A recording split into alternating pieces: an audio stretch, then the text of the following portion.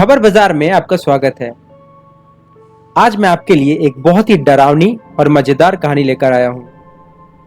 और मैं इसे सुनाने से पहले ये जरूर कहूंगा, जो भी कमजोर दिल के आदमी हैं या बच्चे हैं वो इसे ना सुने, क्योंकि ये एक सच्ची कहानी है और सच्ची घटना पे आधारित है।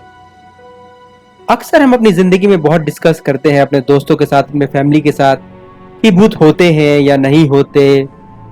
कभी कभार हम इसमें विश्वास भी करते हैं और कभी कभार हम इस पे विश्वास नहीं भी करते हैं।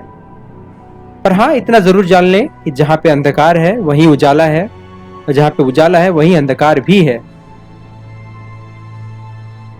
तो आज जो मैं आपको कहानी सुनाऊंगा, ये स्वयं उस औरत ने मुझे सुनाई है जिसके साथ ही हो रखा है।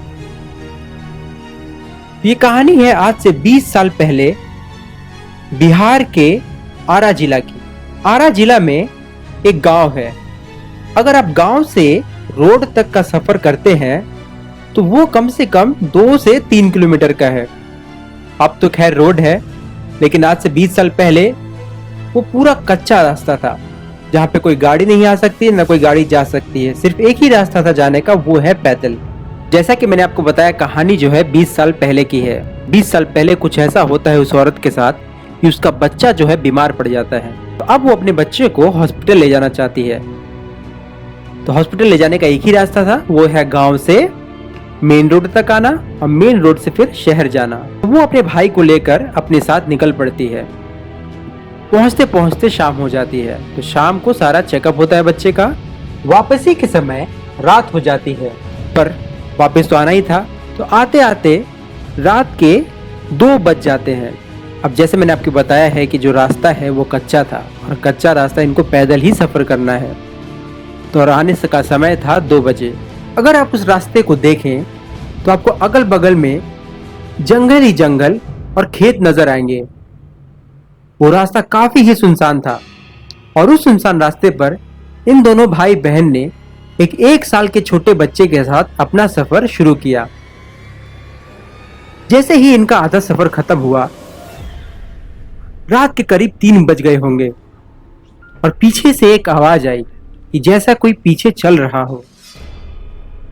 कुछ देर उस औरत ने उस आवाज को नकार दिया, ये सोचकर कि क्या पता ये मेरा वहम है। वैसे भी रात है, सुनसान रास्ता है, तो ये वहम हो सकता है।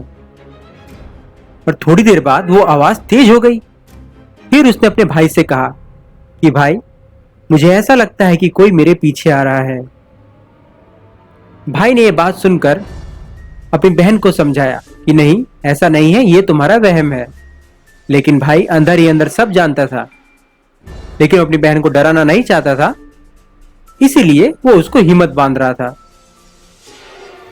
फिर दोनों भाई बहन थोड़ी देर और चले, और अब ऐसा लगा कि वो चलने की आवाज ठीक पीछे ही है उसके। तो इस बार उस औरत ने हिम्मत जुटाई और पीछे मुड़ के देखने का फैसला किया। और जैसे ही उसने पीछे मुड़ के देखा, आप मानेंगे नहीं, और उसने जो बताया उससे मेरी रोंगटे खड़ी हो गई।